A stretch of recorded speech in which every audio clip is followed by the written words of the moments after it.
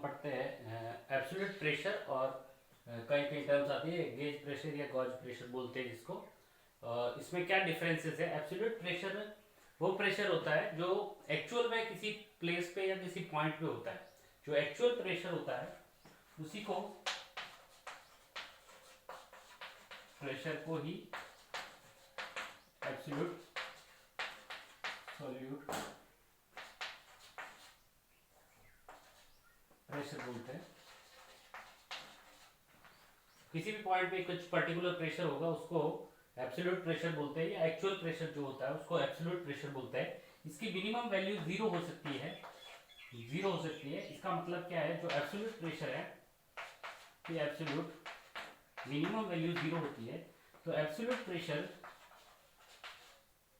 वो हमेशा जीरो से बड़ा होगा। अगर कहीं पर वैक्यूम है तो वैक्यूम का प्रेशर कितना होगा?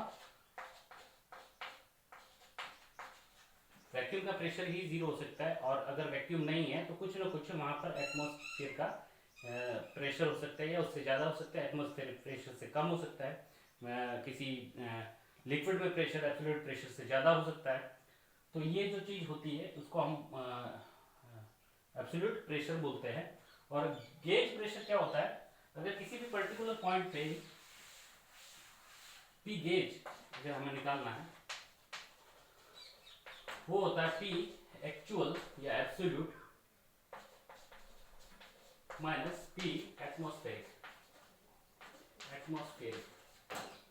अगर किसी पर्टिकुलर पॉइंट पे कुछ एब्सोल्यूट प्रेशर है, उसमें से एटमॉस्फेरिक प्रेशर का जो वैल्यू हम माइनस कर देते हैं, तो जो हमें प्रेशर मिलता है वो गेज प्रेशर मिलता है। तो गेज प्रेशर की अगर मैंने कहा किसी पर्टिकुलर पॉइंट पे एटमॉस्फेरिक प्रेशर से ज़्यादा है प्रेशर, तो गेज प्रेशर की वैल्यू जीरो से बड़ी आ सकती है। अगर किसी पॉइंट पे एब्सोल्यूट वैल्यू एटमॉस्फेरिक वैल्यू के बराबर है, प्रेशर के बराबर, तो जीरो हो सकता है। और अगर किसी पॉइंट पे एब्सोल्यूट प्रेशर एटमॉस्फेरिक प्रेशर से कम है तो उसकी वैल्यू नेगेटिव हो सकती है। तो पी गेज या gauge can be positive, negative और पॉजिटिव और नेगेटिव, और can be zero. But P absolute can be zero और पॉजिटिव। ओके, ये हमारे पास ये अगर हम कह सकते हैं किसी पी एटमॉस्फेरिक से ज्यादा है प्रेशर तो पी गेज पॉजिटिव होगा। अगर प्रेशर पी एटमॉस्फेरिक से कम है तो पी गेज नेगेटिव होगा। अगर किसी एटमॉस्फेरिक प्रेशर और एक्चुअल प्रेशर बराबर है तो पी गेज जीरो होगा। यही सिंपल सा डिफरेंस होता है जो हमने डेली लाइफ में देखा होगा। अगर हम किसी व्हीकल होता है, व्हीकल मोटरसाइकिल वगैरह, उसमें जो हवा भरवाते हैं तो जो वो डिवाइस होता है उनके पास में, जो पंचर वगैरह बनाते हैं उनके पास में डिवाइस होता है, तो उससे वो प्रेशर मेजर करते हैं हवा भरने के बाद। और उसमें जो रीडिंग होती है वो गेज प्रेशर की होती है। वो जो गेज होता है प्रेशर मेजरिंग गेज, उसमें जो प्रेशर दिखाता है वो गेज प्रेशर की वैल्यू होती है, ना कि एब्सोल्यूट प्रेशर की वैल्यू होती है।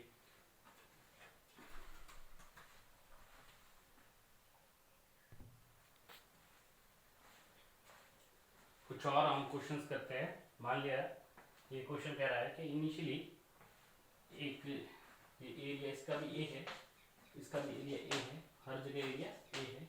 दो इक्वल जिनकी वॉल्यूम इक्वल था, तो लिक्विड लिए जिसके एक का डेंसिटी रो है, एक का डेंसिटी 2 रो है, ये यहाँ से यहाँ तक भरा हुआ है और ये यहाँ से यहाँ तक भरा हुआ है। अच्छा, इसके बाद में अगर हम इसको ऐसे छोड़ देते हैं तो ऑब्वियसली ये लिक्विड डेंसिटी ज़्यादा होने के कारण नीचे आएगा और ये डेंसिटी कम होने के कारण ऊपर जाएगा। तो यही पूछा, find the difference between the levels of the liquid in the two column. Finally क्या डिफरेंस होगा उनके जो हाइट्स का जो डिफरेंस है हम कैलकुलेट करते हैं। हमें पता है कि लिक्विड की डेंसिटी ज़्यादा होने के कारण ये नीचे आएगा और ये ऊपर जाएगा। तो मान लिया ये x हाइट नीचे आता है हम इसको कैलकुलेट करते हैं। मान लीजिए ये थोड़ा सा ऊपर चला जाता है और ये थोड़ा सा नीचे आ जाता है, 2 रो वाला लिक्विड, और ये जो लेवल थोड़ा सा इधर चला जाता है। तो हमारे पास ये जो x इनिशियल वैल्यू था उससे x ऊपर चला गया और ये इनिशियल से x नीचे चला गया, क्योंकि एरिया सेम है तो वॉल्यूम सेम डिस्प्लेस होगा। यहाँ से x ऊपर गया, x ये नीचे आया, तो हमें पता है कि ये जो पॉइंट हमने P पॉइंट या फिर हम इसको बोलते हैं C पॉइंट है, और ये पॉइंट D पॉइंट। हमें कैलकुलेट करना है जो ये जो डिफरेंस है हाइट्स का, ये जो मतलब 2x हमें कैलकुलेट करना है। तो हमें यहाँ से कैलकुलेट करना है, x की वैल्यू हमारे पास आ जाती है, तो हमारा आंसर आ जाएगा डिफरेंस बिटवीन द ये जो हाइट का जो डिफरेंस है। तो हमें पता है किसी भी हॉरिजॉन्टल लेवल पे प्रेशर इक्वल रहता है अगर लिक्विड स्टेशनरी है, मतलब जो कंटेनर है वो स्टेशनरी है। तो यहाँ से अगर हम इस पॉइंट पे देखें और इस पॉइंट पे देखें तो दोनों का प्रेशर सेम होना चाहिए। तो हम या फिर ऐसा बोल सकते हैं इस पॉइंट का जो प्रेशर है और इस पॉइंट का जो प्रेशर है वो सेम होना चाहिए। किन्हीं भी दो हॉरिजॉन्टल पॉइंट्स का जो प्रेशर है, सेम लिक्विड हो या डिफरेंट लिक्विड हो, तो जो प्रेशर है वो इक्वल होना चाहिए। तो हमारे पास यहाँ से कैलकुलेट करते हैं, जैसे या फिर हम ऐसे कर सकते हैं, यहाँ से होते हुए मैं हाइट से मैं ए से होते हुए डी पे अगर पहुंच जाता हूँ तो मेरा काम हो जाएगा। तो मैं अगर पी ए से देखूं या सी पॉइंट से देखूं तो पीसी पे प्रेशर कितना था, एटमॉस्फेरिक प्रेशर के बराबर, पी नॉट के बराबर, प्लस कितना नीचे आया, प्लस में आया, मान लिया ये x है और ये x है, मान लीजिए मैं h हाइट नीचे आया, तो हमारे पास a प्लस एक्स, ये हमारे पास इसकी डेंसिटी रो थी, रो into g into x plus H. फिर हम यहाँ पर गए तो हॉरिजॉन्टली कोई प्रेशर में डिफरेंस नहीं होता, तो यहाँ से यहाँ तक गए और यहाँ से यहाँ तक गए तो जीरो डिफरेंस आया। प्लस अब ऊपर गए और लिक्विड है हमारे पास 2 रो वाला, और कितना ऊपर गए हम ऊपर गए हैं, ये अगर ये हाइट h है तो हमारे पास ये h माइनस एक्स, तो हम 2 रो वाले लिक्विड में इंटू जी इंटू कितना ऊपर गए h माइनस एक्स ऊपर गए हैं, इसकी वजह से जो प्रेशर वो डिक्रीज होगा, नीचे आने में प्रेशर इंक्रीज होता है, ऊपर जाने में प्रेशर डिक्रीज होगा। कितना डिक्रीज होगा, 2 रो इंटू जी, 2 रो इसकी डेंसिटी थी, जी इंटू कितना ऊपर गया h माइनस एक्स, और पॉइंट डी पे पहुंच गए, डी का प्रेशर है वो कितना है पी नॉट। हम यहाँ से स्टार्ट हुए और यहाँ पर पहुंचे, या फिर हम कह सकते हैं यहाँ से स्टार्ट हुआ पी नॉट यहाँ का प्रेशर, प्लस नीचे आया कितना एक्स और एच, रो into g into x plus H नीचे है, और 2 रो ऊपर, 2 रो वाले लिक्विड में हम ऊपर चढ़े तो प्रेशर माइनस होगा, कितना 2 rho into g into h minus x equal to कहाँ पहुंच के डी पॉइंट पे, डी पॉइंट पे प्रेशर कितना है पी नॉट के बराबर है। यहाँ से पी नॉट कैंसिल हो जाएगा, तो यहाँ से हमारे पास rho g into x plus h equal to 2 rho into g into h minus x. यहाँ से हमने रो जी से रो जी कट गया, हमारे पास x plus h equal to 2h minus 2x, तो यहाँ से हमारे पास वैल्यू आ जाएगी 3x is equal to h, x is equal to h by 3। जो h वो जो इनिशियली वो गिवन था, ये गिवन था, तभी ये क्वेश्चन हो सकता है, ये मैंने दिया नहीं था, लेकिन ये क्वेश्चन में क्या होगा गिवन होगा, तो हमारे पास x h बाई 3 आ गया। तो हमारा जो आंसर है वो कितना होगा 2x, जो डिफरेंस पूछा था इन दोनों में कॉलम्स में difference 2x equal to 2h by 3, ये आंसर हमारा हो जाएगा। इस तरह से हम और बहुत सारे क्वेश्चंस कर सकते हैं।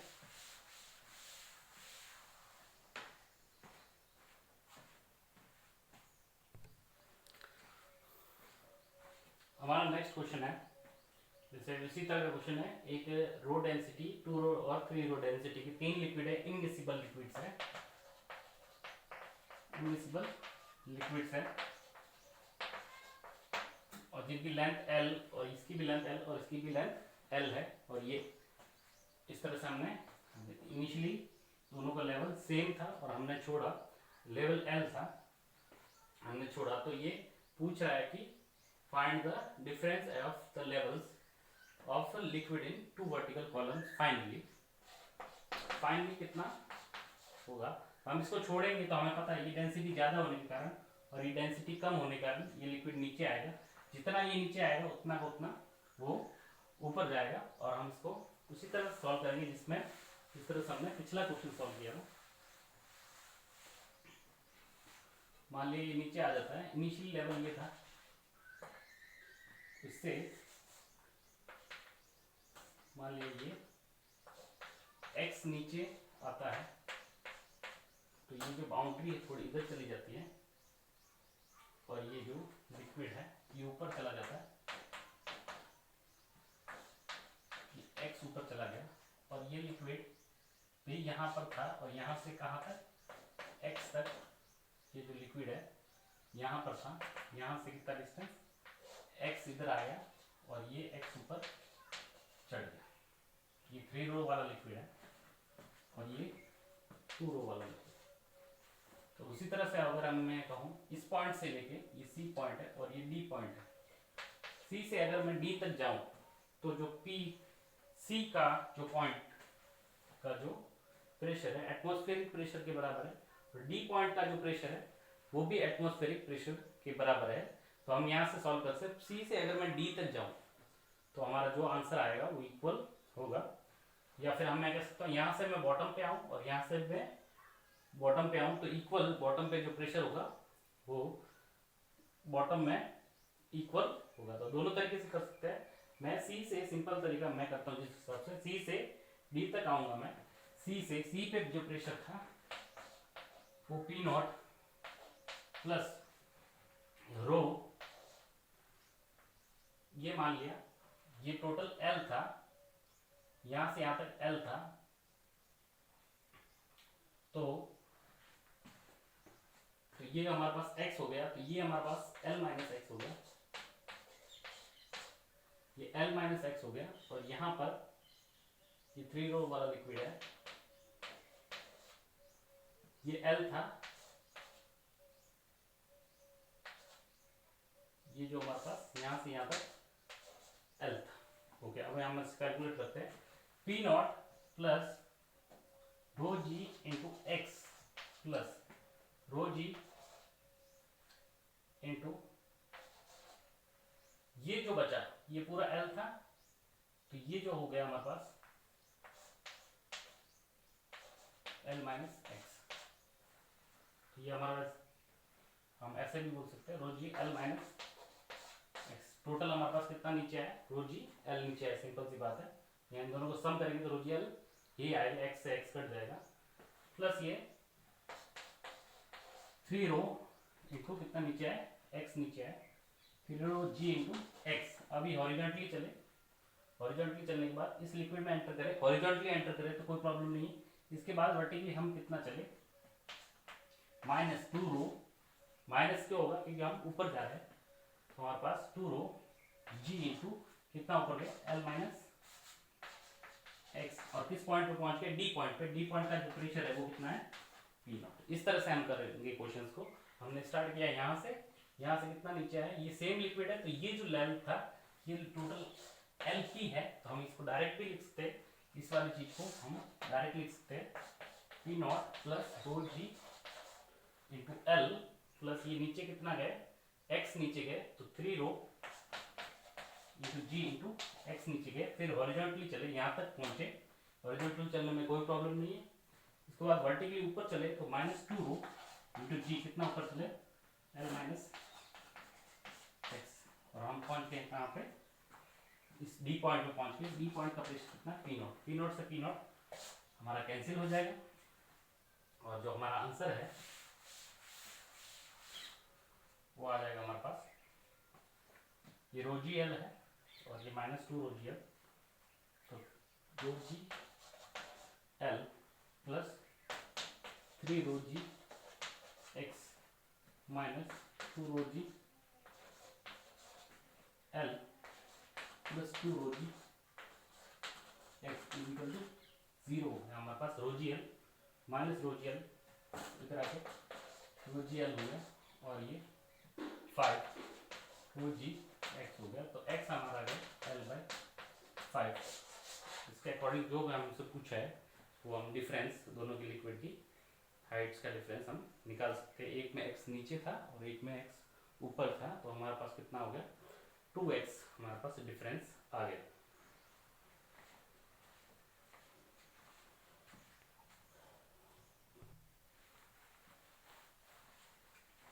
हमारा नेक्स्ट क्वेश्चन है find the force acting per unit width on a plane wall. ये एक प्लेन वॉल है, incline at an angle theta with horizontal H. ये हॉरिजॉन्टल से थीटा एंगल पे एक वॉल है जिसका हमें साइड व्यू दिखाया दे रहा है। ये साइड व्यू है, ये हमें शो किया है। यहाँ पर हम दिया हुआ क्वेश्चन में, यहाँ पर वैक्यूम है, ये वॉल है और इस तरह से वॉल है, ये पूरी पूरी एक साइड व्यू दिख रहा है जिसका, जिसकी विड्थ होगी, जैसे ये इस तरह से वॉल बनी हुई है इतनी, ये इस कॉपी की तरह हम बता सकते हैं।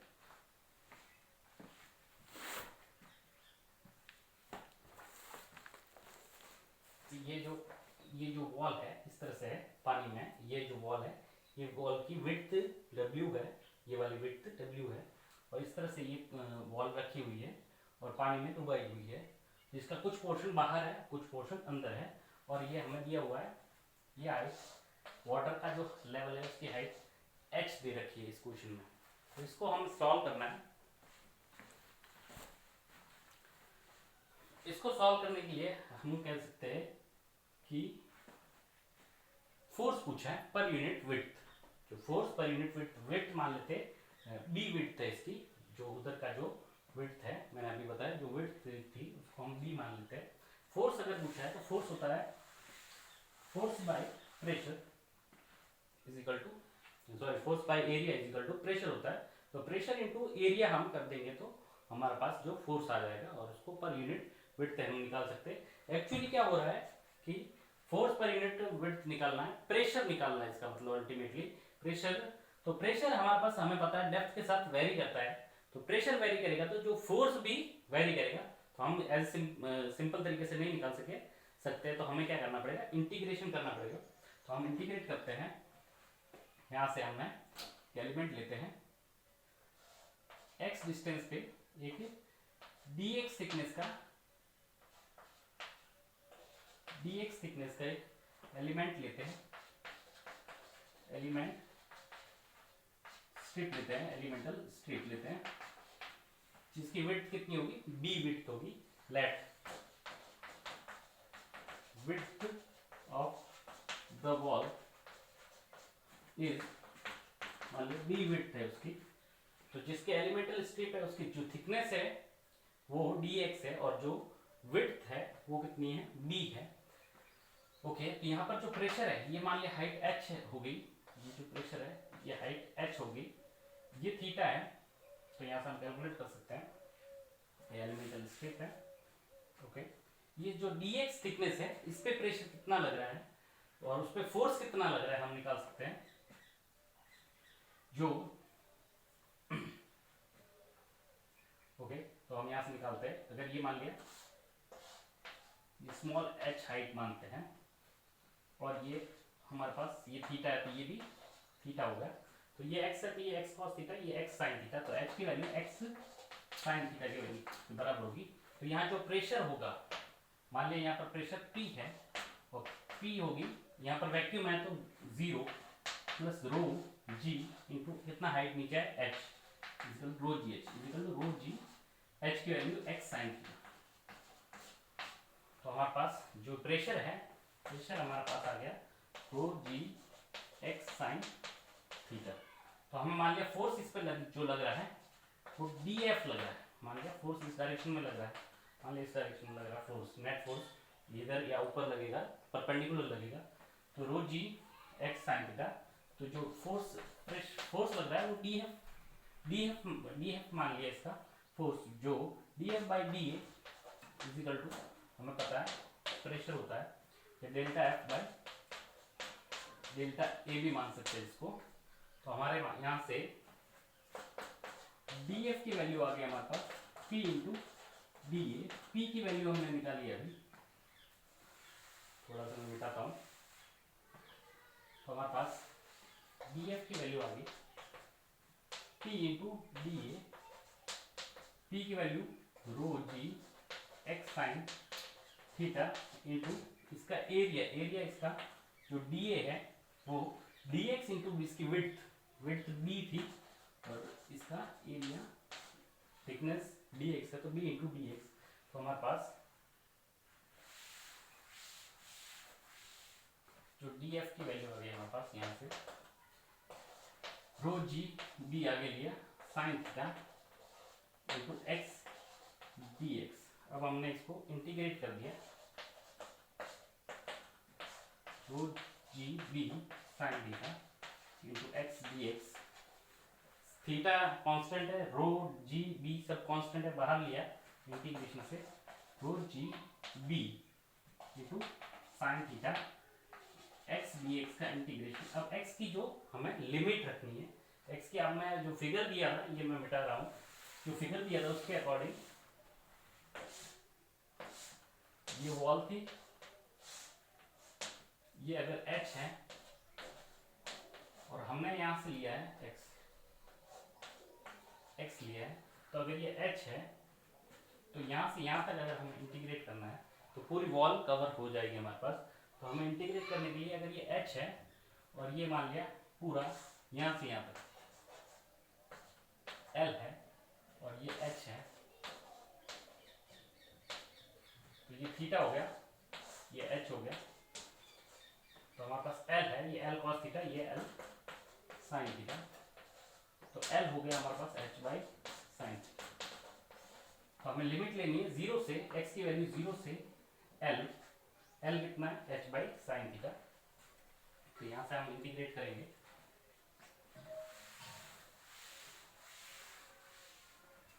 तो हमारे पास जो फोर्स की डी एफ को इंटीग्रेट किया तो फोर्स आ गया rho g into b sine theta, x का integration x square by 2 0 to L, L की वैल्यू कितनी है h बाई साइन थीटा। यहाँ से हमने रख दिया value rho g B sine theta by ये 2 और ये h square by sine square theta minus 0। तो यहाँ से हमारे पास जो आंसर आया हमारे पास ये f आ गया हमारे पास रो जी बी, यहाँ से एक साइन थीटा कट गया by 2 sine theta into H square, ये फोर्स आ गया। हमें पूछा है फोर्स पर यूनिट विड्थ, तो हमारे पास फोर्स पर यूनिट विड्थ बी थी तो एफ बाई बी पूछा है, तो यहाँ से हमारा पास आ गया rho g into by 2 sine theta into H square, ये हमारे पास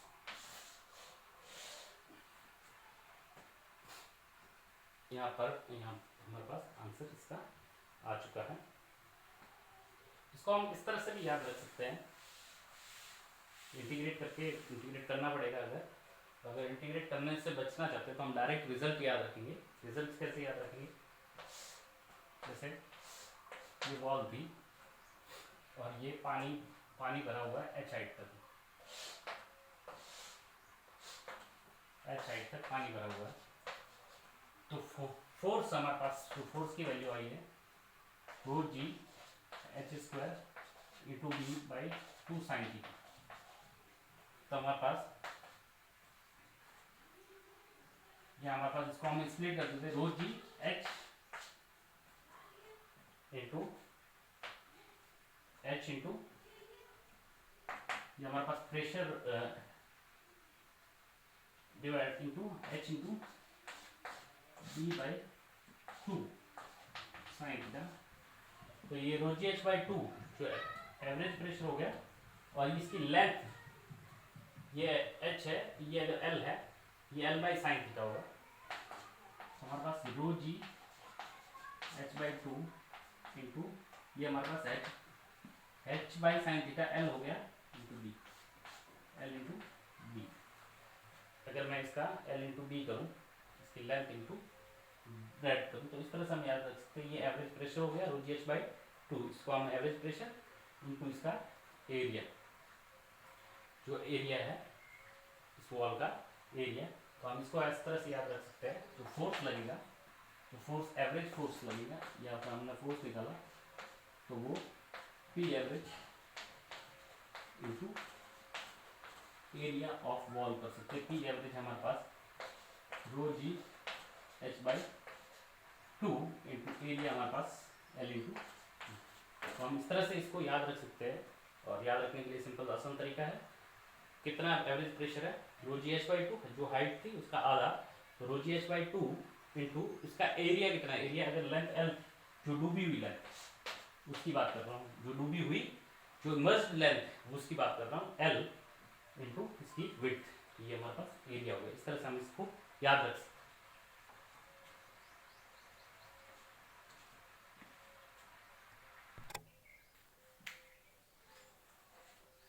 हमारा नेक्स्ट क्वेश्चन है, water is filled to a height h behind a dam of width w h o।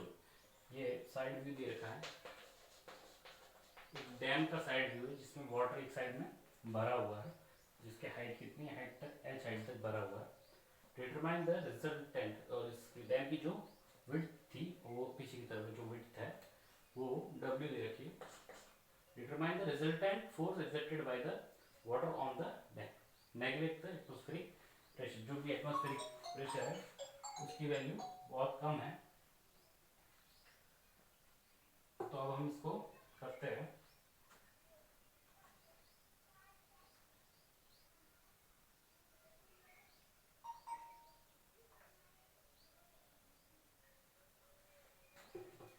इसको हम स्टार्ट करते हैं यहाँ से।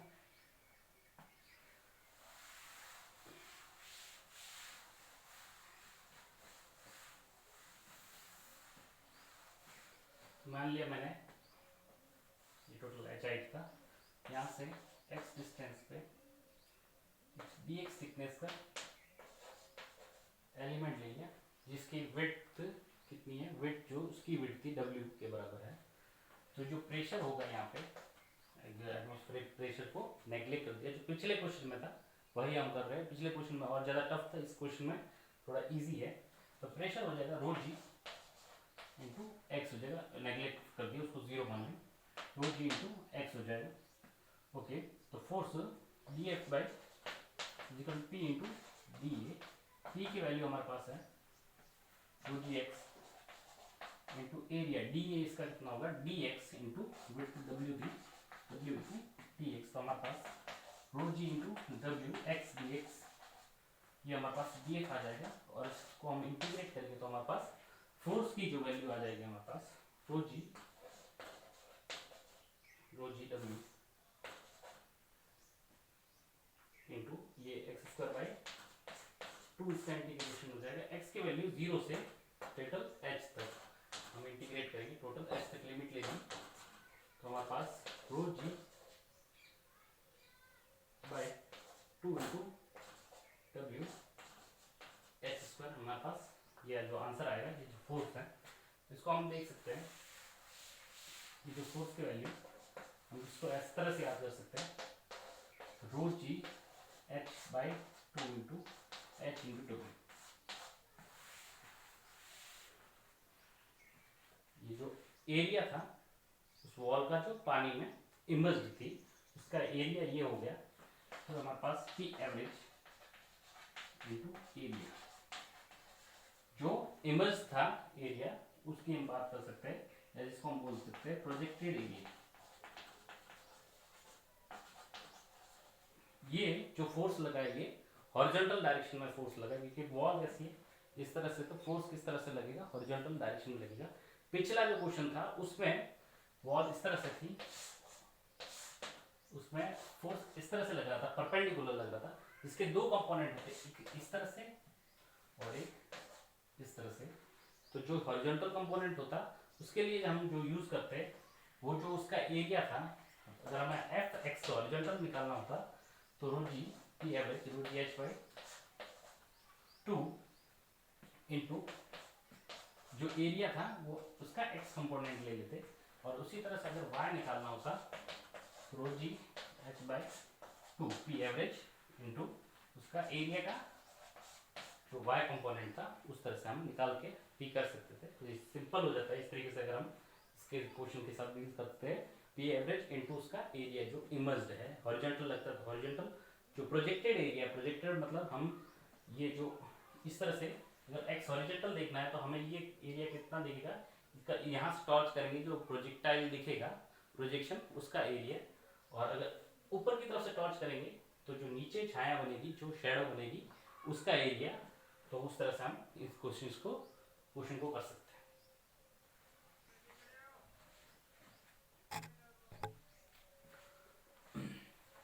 हमारा नेक्स्ट क्वेश्चन है, जो पिछला क्वेश्चन है उसी पे बेस्ड है। In the previous question find the total torque exerted by the water on the dam about a horizontal axis passing through the point ओ।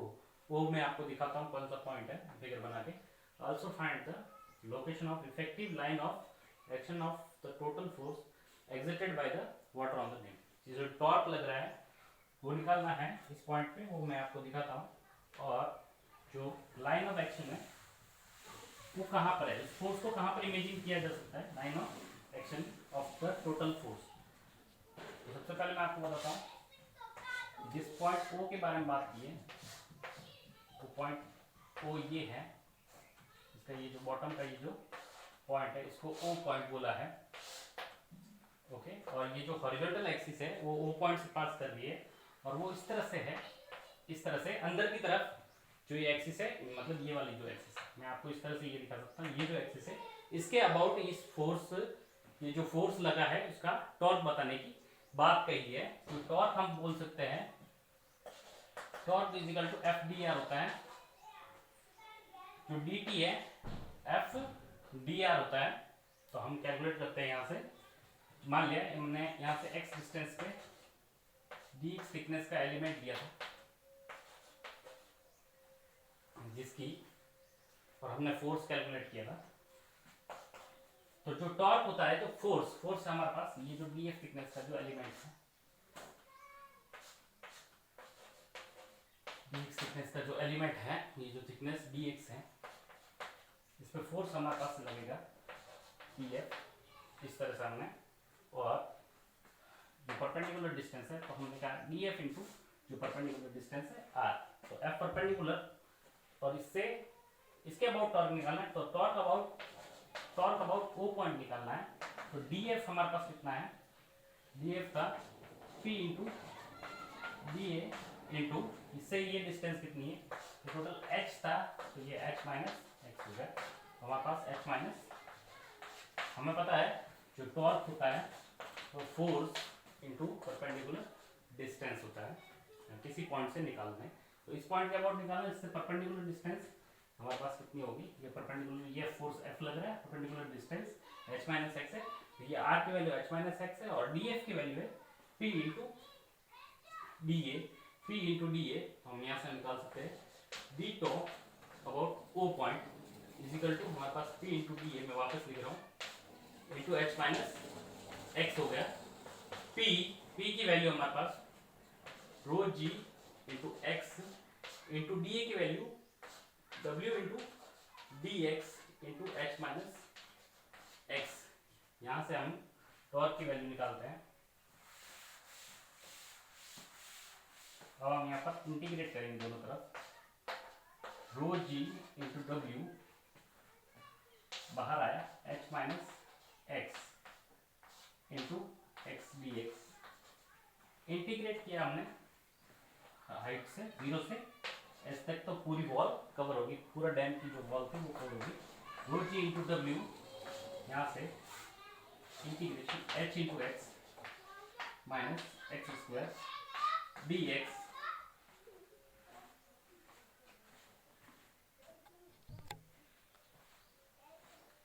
यहाँ से हम इंटीग्रेट करेंगे इसको, और लिमिट रख दी 0 से h, तो हमारे पास जो आंसर आया है rho g into W h x square by 2 minus x cube by 3, यहाँ से इंटीग्रेट किया 0 टू एच, तो हमारे पास जो आंसर आ गया और टॉर्क की वैल्यू आ जाएगी रो जी डब्ल्यू, यहाँ पर लिमिट रखी H into H square by 2 minus H cube by 3, तो यहाँ से rho g into W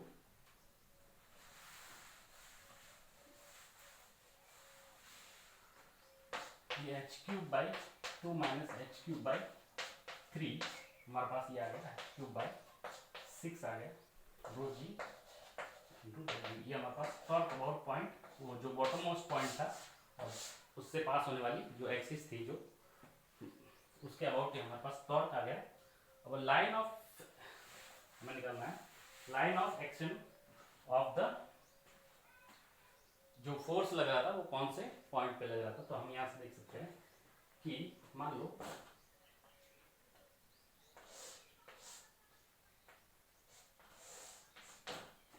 total force यहां पर लग रहा है, मान लेते हैं टोटल फोर्स यहां पर लग रहा है, एफ लग रहा था जो हमने पिछले केस में निकाला था, और torque about this point, torque about point this है वो हमने निकाला है, वो पॉइंट है वो टॉर्क निकाला है।